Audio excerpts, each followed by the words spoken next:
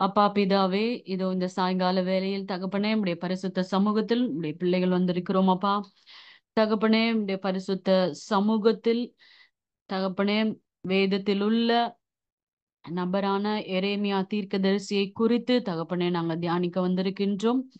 அடியாளை மறைத்து நீங்க வெளிப்படுங்கப்பா.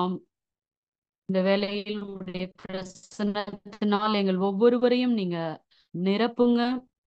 நீர் என்ன எங்களோடு பேச விரும்புகிறீரோ தகப்பனே, அதை நீர் எங்களோடு பேசுங்கப்பா. எங்கள் ஒவ்வொருடைய இருதயமும் தகப்பனே ஒரு நல்ல நிலமாக இருக்கட்டும் அப்பா. நாங்கள் கேட்கின்ற வசனங்கள் மூலமாக அது எங்கள் வாழ்க்கைக்கு 100 மடங்கு பலனை கொண்டு வருகின்ற ஆசீர்வாதமான வசனங்களாக இந்த இந்த ஜெப நேரம் இருக்க நீங்க ஆசீர்வதித்தாங்க தகப்பனே. தாழ்த்தி ஒப்பு கொடுத்து ஜெபிக்கிறோம் அப்பா. எல்லா துதி கன மகிமை அனைத்தையும் ஒருவருக்கே செலுத்துகிறோம். இயேசு கிறிஸ்துவின் நாமத்தில் இந்த ஜெபத்தை ஏறெடுக்கிறேன் எங்கள் ஜீவனுள்ள நல்ல பிதாவே. ஆமென், ஆமென், ஆமென். இன்றைய நாளிலும் நாம் ஸ்டடி பண்ண போற ஆம், பைபிள் கேரக்டர் எரேமியா தீர்க்கதரிசி.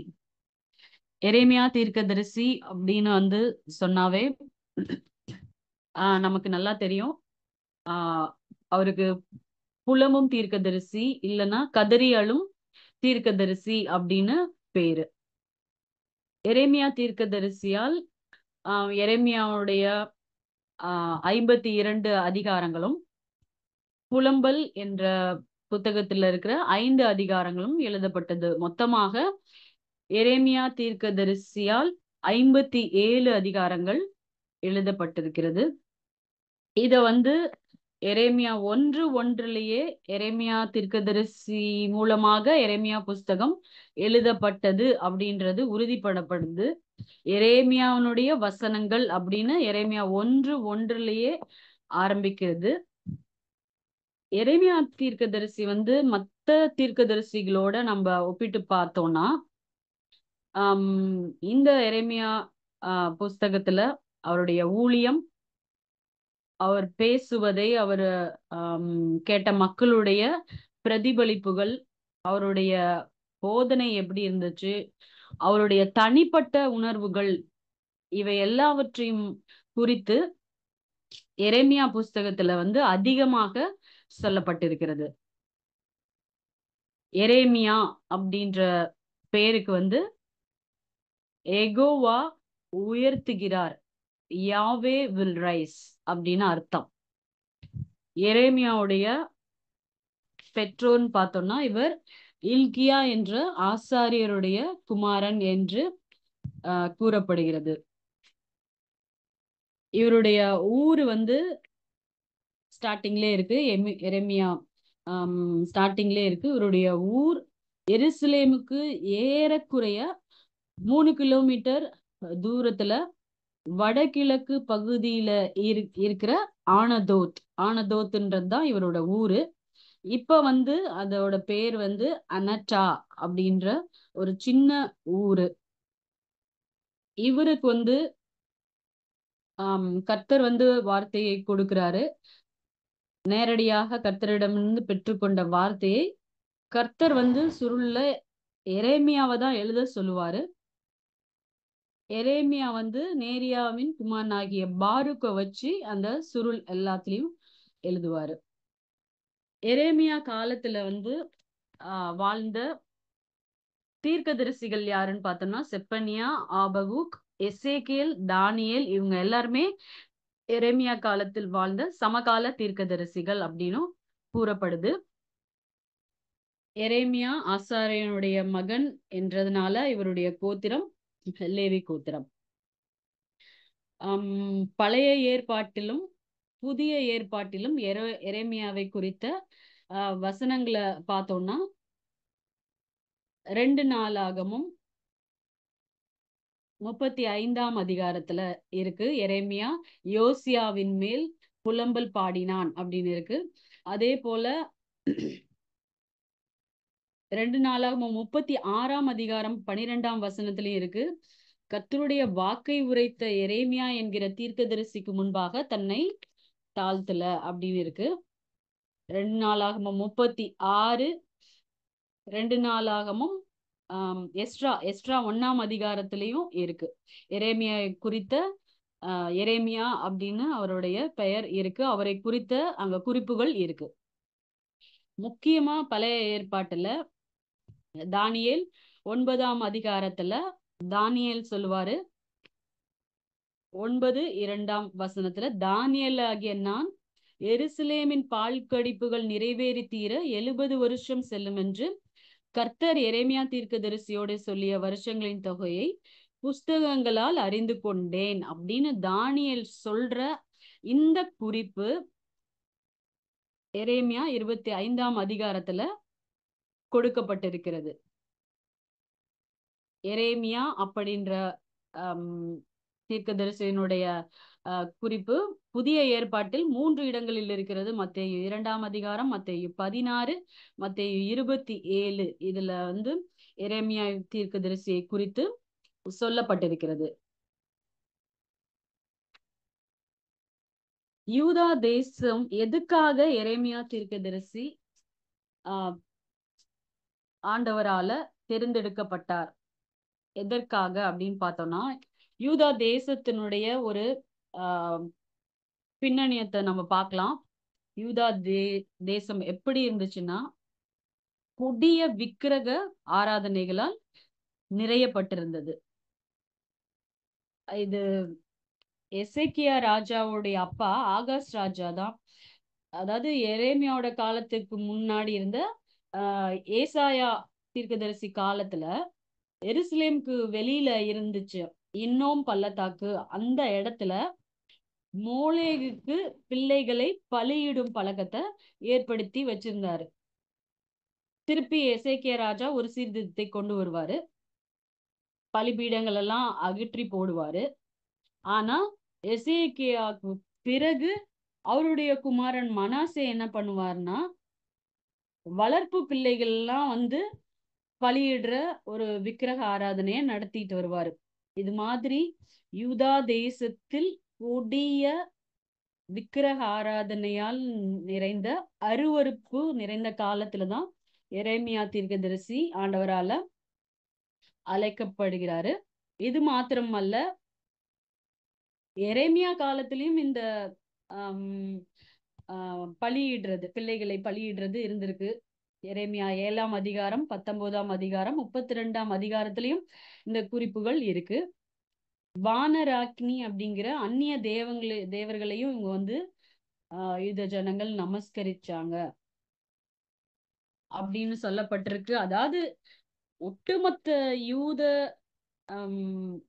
ஜனங்களே, யூத தேசமே எப்படி இருந்ததுன்னா, உண்மையின்மை, நேர்மையின்மை, விபச்சாரம், நீதியின்மை, உதவியற்றவர்களுக்கு விரோதமாக இழைக்கப்படும் கொடுமை, அவதூறு, இது எல்லாம் நிரம்பி இருந்த காலத்துலதான் எரேமியா தீர்க்கதரிசியை ஆண்டவர் அழைக்கிறாரு.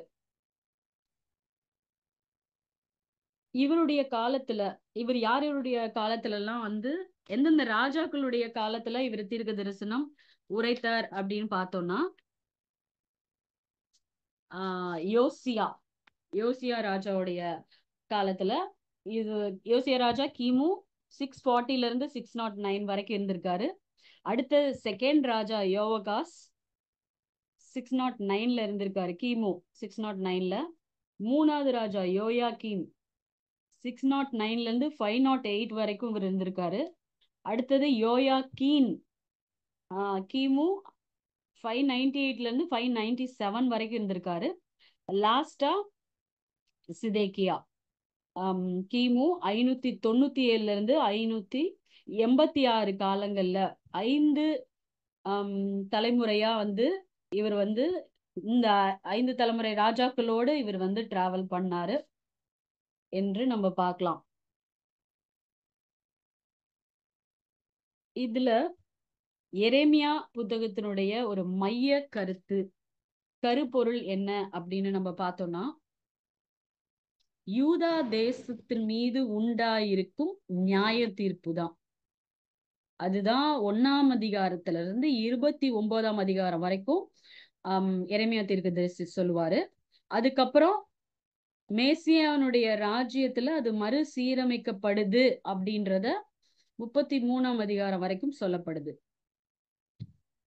இரண்டாவது மைய கருத்து இந்த புக்கோடது என்னன்னா, மனம் திரும்பினா ஆண்டவர் ஆசிர்வதிப்பார் அப்படின்றதும் இந்த இடத்துல வந்து எப்படி குயவன் வீட்டுல போய் எரேமியா போ சொல்லி அந்த மண்ணு குயவன் கையில எப்படி கெட்டு போய் இருந்தாலும் அவருடைய இஷ்டப்படி அதை வணைந்து கொள்ளலாம் அப்படின்றத மூலமாக தேசத்தினுடைய ஜனங்கள் மனம் திரும்பினா தேவன் அவங்கள பாதுகாப்பாரு அப்படின்னு அழகாக சொல்லப்பட்டிருக்கிறது. எரேமியா தீர்க்கதரிசி புத்தகத்தினுடைய எரேமியா தீர்க்கதரிசியினுடைய பின்னணியம் தான் இப்ப நம்ம பார்த்தோம். எரேமியா தீர்க்கதரிசியை குறித்த அவருடைய 4 குணநலன்களை குறித்து நம்ம பார்க்க போலாம். ஃபர்ஸ்ட், எரேமியா தீர்க்கதரிசி கர்த்தரின் வார்த்தைக்கு கீழ்ப்படிந்த எரேமியா.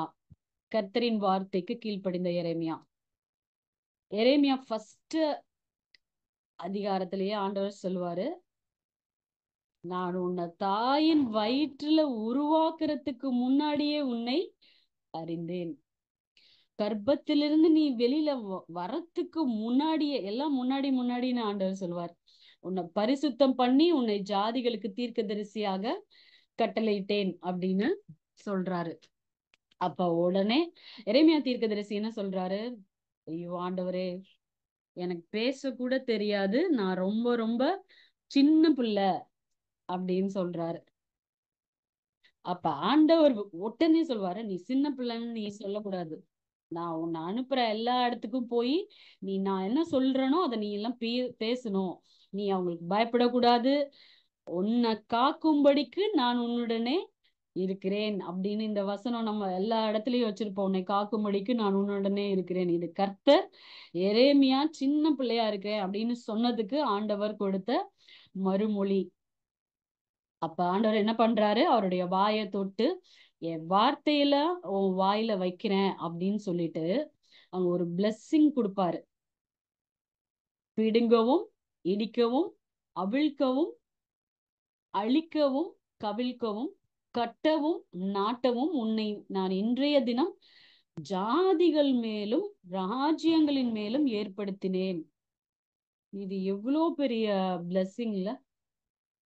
அவர் ஒரு ஆசாரியரோட பையன். அவரு வயசு வந்து ரொம்ப சின்ன வயசு. ஆனா அவரை வந்து ஆண்டவர் நான் தேர்ந்தெடுத்துக்கிட்டேன் அப்படின்னு அவர் சொல்லும் பொழுது ஃபர்ஸ்ட் வந்து அவர் மறுப்பு தெரிவிக்கிறாரு. மோசே எப்படி சொல்லுவார்ல, நான் திக்குவாயும் மந்த நாவும் உள்ளவன், மோசே எப்படி சொல்லுவார்ல. ஆனா ஆண்டவர் ஒருத்தரை தேர்ந்தெடுத்துட்டாருன்னா அவங்க குறைகள் எதுவுமே பேசப்படாது.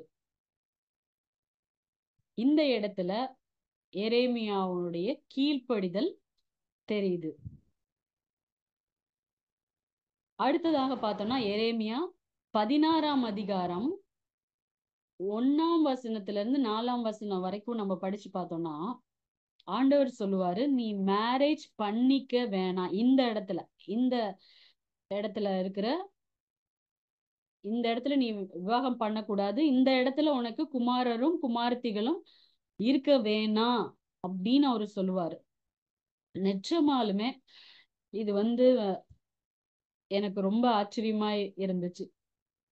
த்ரூ அவுட் எரேமியா புக்கை நம்ம எடுத்து படிச்சு பார்த்தோம்னா அவருக்கு எங்கேயுமே மேரேஜ் நடந்த மாதிரியே இல்லை. அவர் விவாகம் பண்ண வேண்டாம் அப்படின்னு ஆண்டவர் சொல்லிட்டாரு. அப்படியே கீழ்ப்படுகிறார். மூன்றாவது அவருடைய குணம் பார்த்தோம்னா, நான் உங்ககிட்ட பேசி நான் இந்த நிமிஷம் வரைக்கும் சொன்ன இஸ்ரவேலை குறிச்சு, யூதாவை குறிச்சு, சகல ஜாதிகளை குறிச்சு நான் என்ன சொன்னனோ அத்தனையும் நீ வந்து புஸ்தக சுருள்ல அத எழுது அப்படின்னு சொல்லும் பொழுது பாருக்கை அழைத்து இம்மீடியட் ரெஸ்பான்ஸ். ஆண்டவர் ஒரு கர்த்தருடைய பிள்ளைகிட்ட விரும்புறது இதுதான், இம்மீடியட் ஒபீடியன்ஸ். அவரு சொன்னாருன்னா ஏன் ஆண்டவரே எதுக்கு ஆண்டவரே கேட்காம அப்படியே கீழ்ப்படுகிறது. அந்த குணம் தான் எரேமியா கிட்ட இருந்தது. இதுல என்ன பார்த்தோம்னா, அவர் ஒரு சிறு பிள்ளை அப்படின்னு சொல்றாரு, ஒரு வாலிபர் அப்படின்னு நம்ம வச்சுக்கலாம். இந்த இடத்துல வாலிபர்களுக்கு எவ்வளோ ஆசைகள் இருக்கும்ல. இப்படி பண்ணணும், அப்படி படிக்கணும், அப்படி பண்ணணும், இப்படி சொத்து சேர்க்கணும், அப்படி வளரணும், அப்படி பேர் வாங்கணும், என்னென்னமோ உலக பிரகாரமான ஆசைகளோட இருக்கிற வாலிபர்கள் நிறைய இருந்திருப்பாங்கல்ல. ஆனா எரேமியா கிட்ட கர்த்தருடைய வார்த்தைக்கு கீழ்ப்படியணும்ன்ற ஒரு எண்ணம் கொண்ட எரேமியாவை நம்ம பார்க்கிறோம். இரண்டாவது எரேமியா கிட்ட இருக்க இரண்டாவது கேரக்டர் என்னன்னா, கர்த்தருக்காக பாடுகளை ஏற்றுக்கொண்ட எரேமியா. கர்த்தருக்காக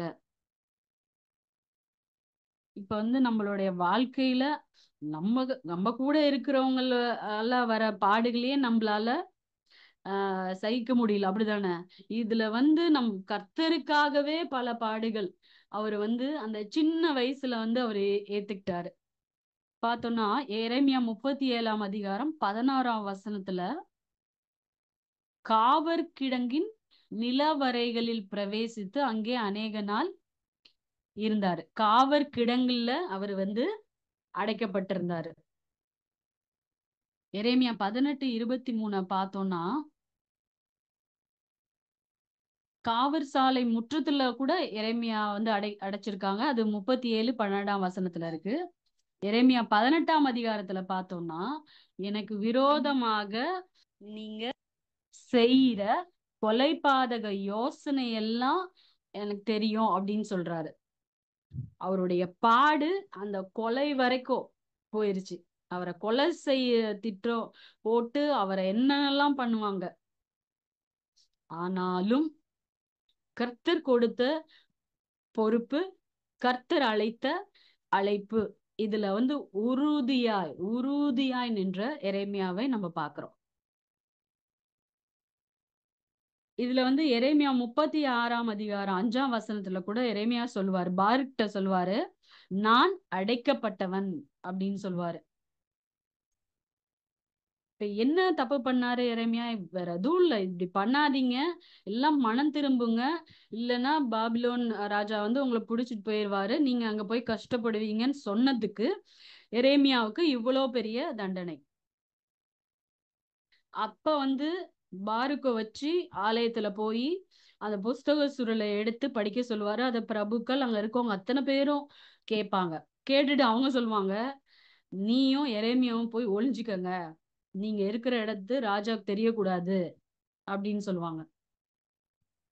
ஆனாலும் அந்த சுருளை எடுத்துட்டு போய் ராஜாவுக்கு படிச்சு காமிக்கிறாங்க. ராஜா அந்த சூரிய கத்திய வச்சு அதை வெட்டி போட்டுறாரு. அப்ப அந்த இடத்துல ஒரு வார்த்தை இருக்கு, கர்த்தர் அவர்களை மறைத்தார். இவ்வளோ பாடுகள் வழியாக எரேமியா கடந்து வந்திருந்தாலும் கர்த்தருடைய கரம் அவரோட கூட இருந்தது. உலகத்துல உங்களுக்கு உபத்திரவம் உண்டு. கிறிஸ்தவ வாழ்க்கை என்பது அனுதினமும் சிலுவைதான். அது எப்படி எந்த எந்த வகையில வேணாலும் வரும். அது வந்து நம்ம ஃபேமிலியில கூட வரும், இல்ல வேலை ஸ்தலத்துல வரும், ஆலயத்துல எங்க இருந்து வேணாலும் நமக்கு வந்து துன்பம் வரும். சிலுவை, ஒவ்வொரு நாளும் சிலுவை. ஆனா வந்து எரேமியா தீர்க்கதரிசியை பார்த்தோம்னா அவரு வந்து இந்த எக்ஸ்ட்ரீம் லெவல் பாடுகளை அனுபவிச்ச தீர்க்கதரிசி. இது இது மாத்திரமல்ல, எரேமியா 20 நம்ம படிச்சு பார்த்தோம்னா அதுல ஒரு கள்ள தீர்க்கதரிசி. இதுதான் வந்து நமக்கு வாழ்க்கையிலே கொடுக்கப்படுற மிகப்பெரிய டெஸ்டிங் பாத்துக்கோங்களேன்.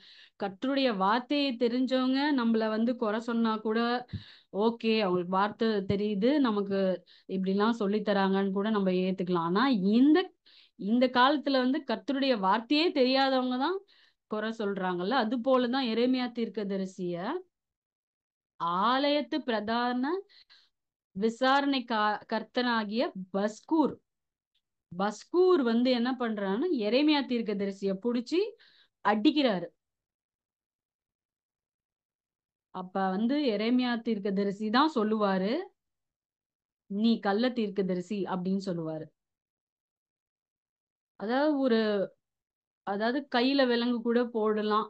சரி, சிறைச்சாலையில காவல் கிடங்குல கூட நம்மள வச்சிருக்கலாம். ஆனா இந்த அடிக்கிறது, கொலை செய்யறது இதெல்லாம் வந்து நமக்கு எவ்வளோ ஒரு உடல் ரீதியான ஒரு பாடுகள்ல அதையும் எரேமியா தீர்க்கதரிசி அனுபவிச்சாரு. இதுல வந்து என்னன்னா குழியில தள்ளுறதுக்காக எரேமியா தீர்க்கதரிசியோட அடுத்த பாடு அவரை குழியில தள்ளுறதுக்காக பிளான் பண்ணுவாங்க. எரேமியா 18 அதிகாரத்துல பார்த்தோம்னா, என் ஆத்துமாவுக்கு படுகுழியை வெட்டுகிறார்களே, எனக்காக என்னை பிடிக்க படுகுழியை வெட்டி என் கால்களுக்கு கண்ணிகளை வைத்தார்களே அப்படின்னு சொல்வாரு. காவற் கிடங்கு, சிறைச்சாலை முற்றம், கொலை செய்யறது, குழி, கள்ள தீர்க்கதரிசியால அடி, துரத்தப்படுறது. எரேமியா வந்து அவமானத்துடைய ஒரு உச்சத்துக்கே போயிட்டாரு. ஆனாலும் இதுதான் கர்த்தருடைய வார்த்தை, இத சொல்லதான் ஆண்டவர் என்னை அழைத்தாரு, நான் சொல்றேன் அப்படின்னு உறுதியாய் இருந்து கர்த்தர் அவருக்கென்று நியமித்த அந்த ஓட்டத்துல ஓடின ஒரு பாடுகளை அனுபவித்த தீர்க்கதரிசியாக அவருடைய இரண்டாவது குணநலன்களை நாம் பார்க்கலாம். மூன்றாவதாக நம்ம பார்த்தோம்னா, பைபிள்லயே வந்து நம்ம ஆண்டவர் தான் வந்து அழுவாரு, ஏசு கண்ணீர் விட்டார் அப்படின்லாம் இருக்கு. அதுக்கப்புறம் பார்த்தோம்னா நம்ம எரேமியா தீர்க்கதரிசி தான். மூன்றாவது அவருடைய குணநலம் கதறி அழும் எரேமியா. அதாவது இந்த ஜனங்களுக்கு நம்ம ஆண்டவருடைய வார்த்தையை சொல்லிட்டே இருக்கோம். ஆனா அந்த அந்த ஜனங்கள் மனம் திரும்ப மாற்றாங்களே அப்படின்னு அந்த ஒவ்வொரு ஜனங்களுடைய ஆத்தும பாரத்தை குறித்த அந்த பாரம் எவ்வளவு இருந்திருக்கும்னா, அவரு வந்து கதறி அழுது அழுது அழுதுதான் அவர் வந்து அவருடைய அந்த போதனையை வந்து கேட்க மாட்றாங்களே அப்படிங்கிறத அவர் வெளிப்படுத்துறாரு. எரேமியா 9ஆம் அதிகாரம் 1ஆம் வசனம் நமக்கு நல்லா தெரிஞ்ச வசனம்.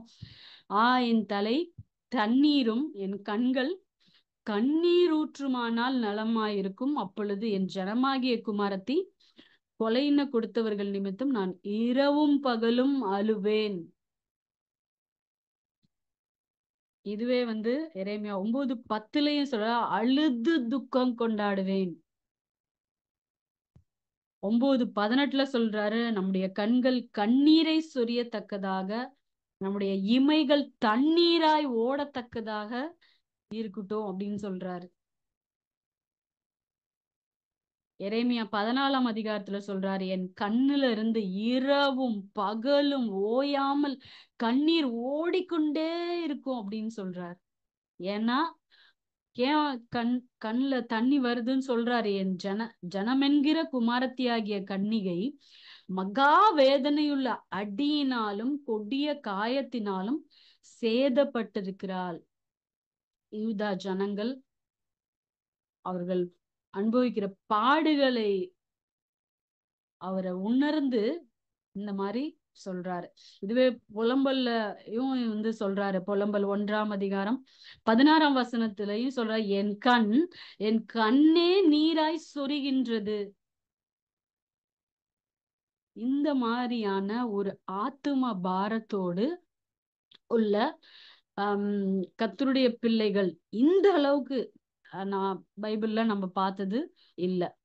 ஆனா எரேமியா தீர்க்கதரிசி இவ்வளோ எக்ஸ்ட்ரீம் பாடுகள் அனுபவிச்ச தீர்க்கதரிசி, இவ்வளோ எக்ஸ்ட்ரீமா அவரு அவங்களுக்காக கதறி கதறி கதறி திறப்புல நின்று அழுது கொண்டே இருக்கிறாரு, அழுறாரு. இரவும் பகலும் என் கண்ணீர் கண்ணீராய் சொரிகிறது.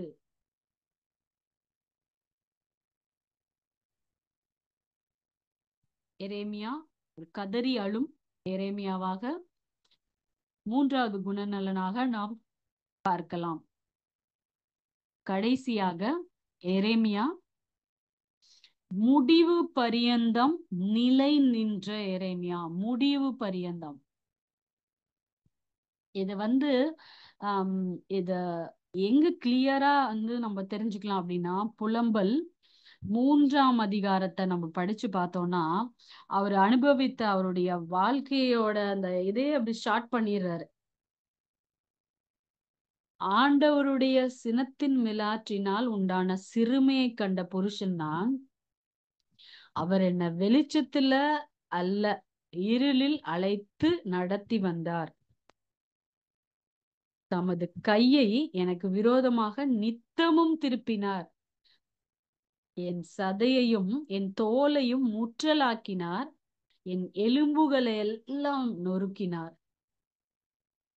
அவர் எனக்கு விரோதமாக கொத்தளம் கட்டி கசப்பினாலும் வருத்தத்தினாலும் என்னை வளைந்து கொண்டார். செத்து கடந்தவங்களை போல என்னை இருளில கிடக்க பண்ணினார்.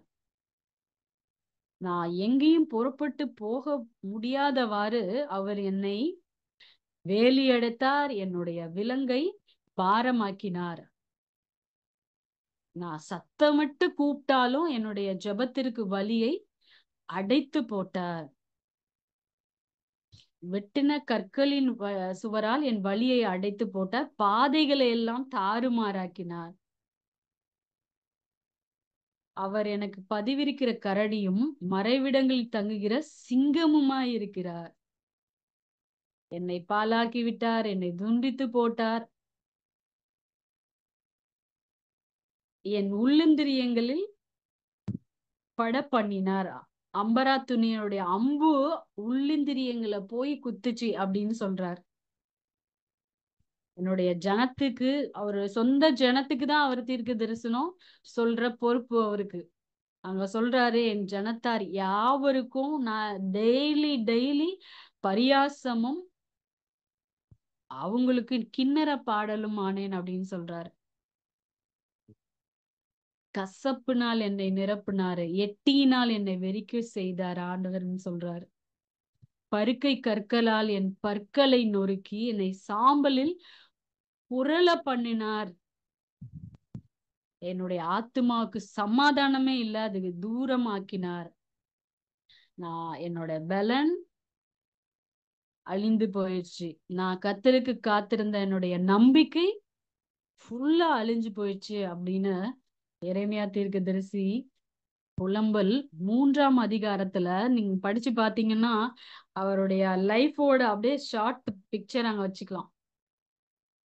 இப்படி இப்படி புலம்பின எரேமியா எந்த இடத்துலயாவது பின்னாடி திரும்பி ஐயோ ரொம்ப பாடா இருக்கு வேணாம் ஆண்டவரேன்னு எங்கேயுமே சொல்லல. கர்த்தர் தனக்காக கொடுத்த அந்த பொறுப்புல முடிவு பரியந்தம் நிலை நின்றார். இதுல வந்து நமக்கு நல்லா தெரிஞ்ச வசனம் புலம்பல் 3:22 சொல்றாரு, நம்ம நிர்மூலமாகாமல் இருக்கிறது கர்த்தருடைய கிருபை மாத்திரமே, அவருடைய இரக்கங்களுக்கு முடிவே கிடையாது அப்படின்னு சொல்லிட்டு அவரு அவரு அவர் வந்த பாதையே அங்க ஒரு வசனத்துல சொல்றாரு, தன் இளம் பிராயத்தில் நுகத்தை சுமக்கிறது மனுஷனுக்கு நல்லது. இது அவரு பண்ணதுதான். ஏன்னா அவருதான் சிறு பிள்ளை. அந்த வயசுல அவருடைய திராணிக்கு மேலாக, அவருடைய பலத்துக்கு மேலாக அவர் பாடுகளை அனுபவிச்சார்ல. இதுல வந்து அவர் சொல்றாரு முடிவு பரியந்தம் எப்படி நிக்கிறாருன்னா, அவர் கடைசியில சொல்றாரு புலம்பல் 3:28 அவரே அதை தன்மேல் வைத்தார் என்று அவன் தனித்திருந்து மௌனமாய் இருக்க கடவன். இது எவ்வளவு பெரிய ஒரு சாட்சி இல்ல. இது ஆண்டவர் தான் என் மேல வச்சிருக்காருன்னு நான் வந்து அதை ஏற்றிருக்கிறேன். அந்த மனப்பக்குவம். எரேமியா 20:9 வசனத்துல நம்ம பார்த்தோம்னா அவருடைய அந்த ஆண்டவர் மீது இருக்கிற அந்த அந்த அன்பு அப்படியே வெளிப்படுது. அவர் சொல்றாரு, நான் அவரை பிரஸ்தாபம் பண்ணாமலும் இனி கர்த்தருடைய நாமத்திலே பேசாமலும் இருப்பேன் என்றேன். ஆனாலும் அவருடைய வார்த்தை என் எலும்புகளில் அடிபட்டு எரிகிற அக்கினியை போல் என் இருதயத்தில் இருந்தது. அதை சகித்து இளைத்து போனேன், எனக்கு பொறுக்க கூடாமற் போயிற்று. அவர் கர்த்தருடைய வார்த்தை நமக்கு எப்படி இருக்கு? கர்த்தருடைய வார்த்தை எரேமியாக்கு எப்படி இருந்துச்சா? அவருடைய எலும்புகள்ல அடைப்பட்டு எரிகிற அக்கினி போல அந்த எலும்புகள்ல கர்த்தருடைய வார்த்தை இருந்துச்சு. அப்ப எந்த அளவுக்கு அவருக்கும் ஆண்டவருக்கும் உள்ள ஐக்கியம் இருந்துச்சுன்னா அவர் இப்படிப்பட்ட ஒரு வார்த்தையை சொல்லியிருப்பார்ல. எவ்வளவோ பாடுகள், எவ்வளவோ கஷ்டங்கள், ஆனா சிறு சிறு பிராயத்துல ஆண்டவரால் அழைக்கப்பட்ட எரேமியா 40 வருடங்களுக்கு மேலாக அவர் 5 தலைமுறை ராஜாக்களுக்கு அவர் தீர்க்க தரிசனம் உரைத்தார் என்று சொல்லப்படுது. எரேமியா தீர்க்க தரிசனுடைய இறுதி காலங்களை குறித்து எந்த விதமான வெளிப்பாடுமே இல்லை. எரேமியா தீர்க்கதரிசியை குறித்து நாம் இந்த நாளில் 4 அவருடைய குணநலன்களை நாம் கற்றுக்கொண்டோம். முதலாவது, கர்த்தரின் வார்த்தைக்கு கீழ்ப்படிந்த எரேமியா. கர்த்தருக்காக பாடுகளை ஏற்றுக்கொண்ட எரேமியா.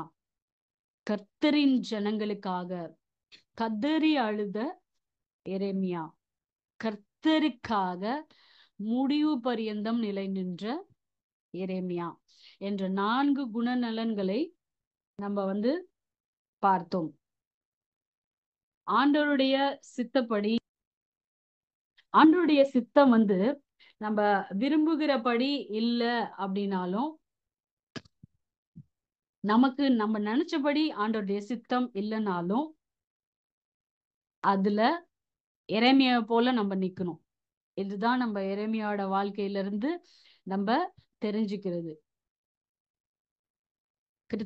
கர்த்தருடைய பிள்ளைகளாகிய நம்ம ஒவ்வொரு நாளும் பலவிதமான பாடுகள் வழியாக சிலுவையை சுமந்துக்கிட்டு நம்ம வரோம். ஆனா பல வேளைகள்ல நம்ம சோர்ந்துடுறோம். ஆனால் ஆண்டவருடைய வார்த்தை எரேமியாவுக்கு போல எலும்புகள்ல அக்கினி போல இருந்துச்சு அப்படின்னா, கர்த்தருடைய வார்த்தை ஒரு போதும் நம்மை சோர்வுக்குள்ளாக நடத்தாது.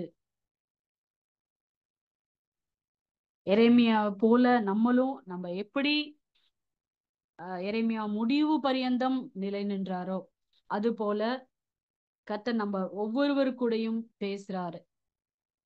மகளே, இவ்வளோ வேலைகள்ல உன்னோட பேசியிருக்கேன், என்னுடைய வார்த்தைக்கு கீழ்ப்படிந்திருக்கியா? எவ்வளோ வேலைகள்ல பாடுகள் வழியாக நம்ம போகும் பொழுது நம்ம பல வேலைகள்ல ஆண்டவரே என்ன ஆண்டவரே நம்ம கசந்திருக்கோம். எரேமியை போல கதறி அழ வேண்டிய அந்த சூழ்நிலையில நம்ம அப்படியே நிர்விசாரமாய் அழாம இருந்திருக்கோம். அந்த ஆத்தும பாரம் இல்லாம இருந்திருக்கோம். கர்த்தருக்காக முடிவு பரியந்தம் நிலை நிற்கிறவன் தான் ரட்சிக்கப்படுவான்னு வசனம் சொல்லுகிறபடி எரேமியாவுடைய இந்த குணநலன்கள் நம்முடைய வாழ்க்கையில நம்ம அத அப்பியாசப்படுத்தணும்னு கர்த்தர் நம்மளோடு இந்த நாள்ல இடைப்பட்டார். கீழ்ப்படிதல், பாடுகள் வந்தாலும் அதை ஆண்டவருடைய சித்தம் என்று ஏற்றுக்கொள்கிற மனப்பான்மை, ஆத்தும பாரம், முடிவு பரியந்தம் என் ஆண்டவருக்காக எல்லாம் என்று நிற்கின்ற உறுதியான தன்மை, இவைகளோடு நம்ம இருக்க வேண்டும் என்று ஆண்டவர் விரும்புகிறார். இவைகளை நம்மளுடைய வாழ்க்கையில நம்ம கடைபிடித்து வாழ ஆண்டவர் தாமே நமக்கு கிருபை செய்வாராக. ஆமேன், ஆமேன். அப்பா பிதாவே, நன்றியோடு துதிக்கிறோம், ஸ்தோத்தரிக்கிறோம். அப்பா, எரேமியா தீர்க்கதரிசியை குறித்து நிறைய வசனங்கள், நிறைய தியானம் பண்றது இருக்கு தகப்பனே. ஆனாலும் தகப்பனே, நாங்கள் இந்த குறுகிய நேரத்துல எரேமியா தீர்க்கதரிசியை குறித்து ஒரு சிறு தியானத்தை ஏறெடுக்க நீங்க கிருபை பாராட்டுனீங்க, நீங்க தயவு பாராட்டுனீங்கப்பா. ஆண்டவருடைய சித்தம் அது எனக்கு பிரியமில்லாதா இருந்தாலும் கர்த்தருடைய சித்தத்தில் நடக்க எங்களை ஒப்பு கொடுத்து நாங்க இப்பொழுது ஜெபிக்கிறோம் அப்பா. எங்களோடு கூட இடைப்பட்டீங்க, உமக்கு கொடியான நன்றி. கீழ்ப்படுதலை நீங்க இன்னும் கீழ்ப்படுதலை கற்றுத்தாங்க. பாடுகளில் தகப்பனே, பாடுகளை பார்க்காது உம்மை பார்க்க தகப்பனே எங்களுக்கு கற்றுத்தாங்க. ஆத்தும பாரத்தை இன்னும் அதிகப்படுத்துங்க தகப்பனே, இன்னும் அதிகமாய். எரேமியா தீர்க்கதரிசியை போல இரவும் பகலும் அழுது அழுது ஜெபிக்கின்ற ஆத்தும பாரத்தை எங்கள் ஒவ்வொருடைய இருதயத்திற்குள்ளாக வைங்கப்பா. முடிவு பரியந்தம் தகப்பனே உமக்காக உமக்காக தகப்பனே நாங்கள் நிற்க எங்களை ஒப்பு கொடுக்கிறோம் அப்பா. தாழ்த்துகிறோம், வெறுமையாக்குகிறோம் அப்பா. எரேமியா தீர்க்கதரிசியை குறித்து தகப்பனே நாங்கள் தெரிந்து கொள்ள நீர் எங்களுக்கு இப்படி ஒரு வாய்ப்பை கொடுத்த அபாகா மினிஸ்ட்ரி சிஸ்டருக்காக, பிரதருக்காக, பிள்ளைக்காக நாங்கள் ஜெபிக்கின்றோம். அபாகா மினிஸ்ட்ரியுடைய எல்லா ஊழியங்களையும் நீங்க ஆசீர்வதிங்கப்பா. இதில் இணைந்திருக்கின்ற ஒவ்வொரு சகோதர சகோதரிகளும் ஆசீர்வதிங்க. உம்மோடு செலவிட்ட ஒரு நிமிடம் கூட வீணாய் போகாது என்று நாங்கள் விசுவாசிக்கிறோம் அப்பா. இதற்கான பலனை 100 மடங்கு பலனை தகப்பனே நீங்க இந்த நேரத்தில் இதில் இணைந்துள்ள ஒவ்வொருவருக்கும் தாங்க. தேவன் தாமே தகப்பனே இந்த நேரத்தில் எங்களோடு கூட பேசுனீங்க, நாங்க விசுவாசிக்கிறோம் அப்பா. தாழ்த்தி ஒப்பு கொடுத்து ஜெபிக்கிறோம். மீதியில் ஒவ்வொரு நாளையும் கரத்துல ஒப்பு கொடுக்கிறோம். இரவு வேளையில் நல்ல உறக்கத்தை தாங்க. அதிகாலையும் துதிக்கும் துதியோடு எழுந்திருக்க நீங்க கிருபை பாராட்டுங்க, தயவு பாராட்டுங்கப்பா.